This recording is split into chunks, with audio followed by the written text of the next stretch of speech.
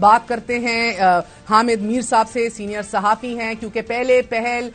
Section 230 جس میں نگران حکومت کے اختیارات کو وسیع کیا جا رہا ہے، مزید اختیارات دیے جا رہے ہیں، اس کی خبر اسحاق ڈار صاحب نے دی تھی۔ بات کرتے ہیں میر صاحب، بتائیے گا پہلے پہل تو ڈار صاحب کا نام بطور نگران وزیر اعظم فلوٹ ہونا یہ خلا میں تو نہیں ہوا، یہ کہیں نہ کہیں تو سوچ سمجھ کے کیا گیا ہے پلس کو فیل کرنے کے لیے، اور اس کے بعد بیک ٹریک بھی لگ رہا ہے کہ محسوس ہوا ہے۔ اب کیا سٹیٹس ہے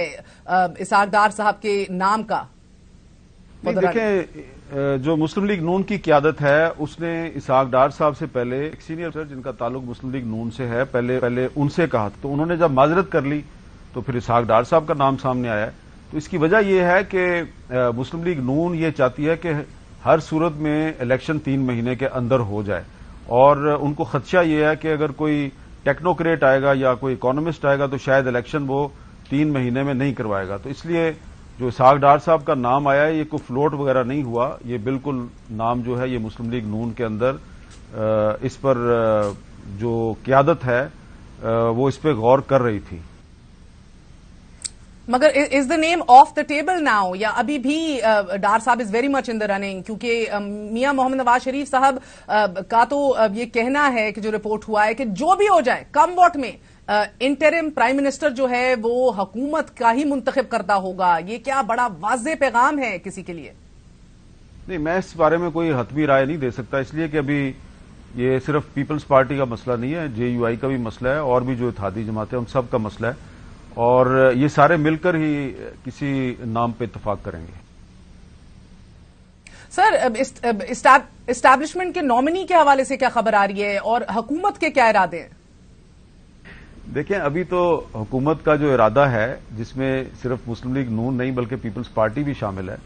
وہ سارے یہ چاہتے ہیں کہ یہ الیکشن ٹائم پہ ہو جائے، لیکن اس میں آپ یہ بھی تو دیکھیں نا کہ یہ جو اس حکومت کی IMF کے ساتھ ڈیل ہوئی ہے تو اس ڈیل کا بھی تو تعلق ہے نا ان سارے معاملات سے۔ ہماری جو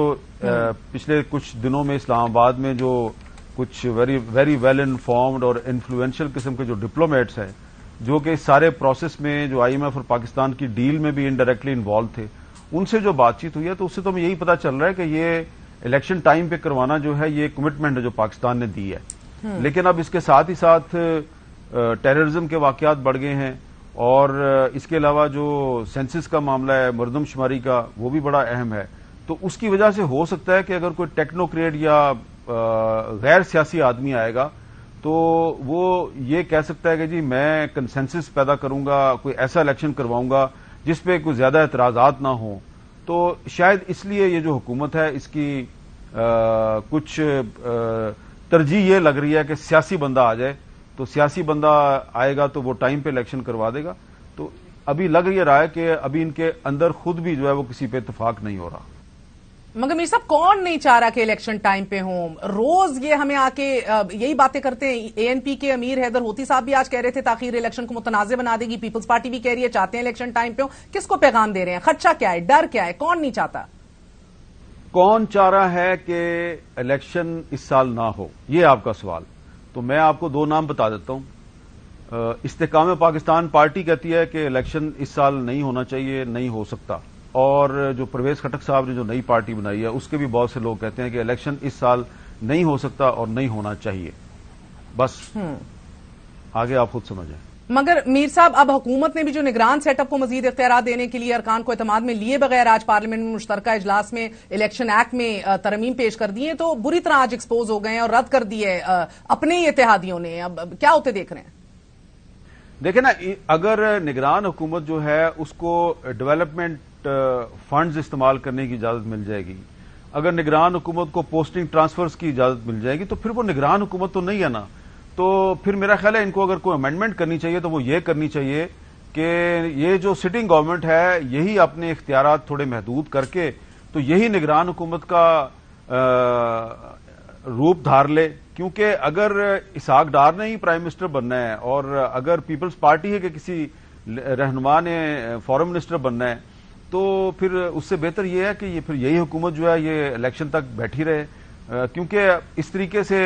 اسمبلی ڈیزالو کر کے اور نگران حکومت کے نام پہ ایک سیاسی حکومت قائم کرنا، تو یہ تو پھر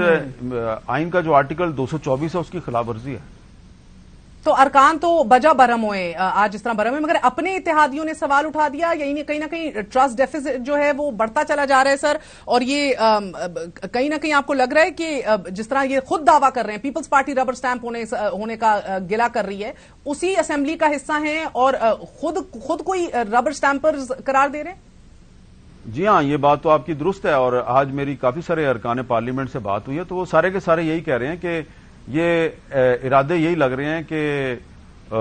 ایسی حکومت آئے جو بظاہر نگران حکومت ہو لیکن وہ ڈیولپمنٹ فنڈز بھی استعمال کر رہی ہوگی، پوسٹنگ ٹرانسفرز بھی کر رہی ہوگی، اور بوقت ضرورت وہ حکومت جو ہے وہ کچھ مزید اپنی مدت میں اضافہ بھی کر سکتی ہے۔ بہت بہت شکریہ، ہمارے ساتھ موجود تھے سینئر صحافی حامد میر صاحب، آپ نے گفتگو سنی۔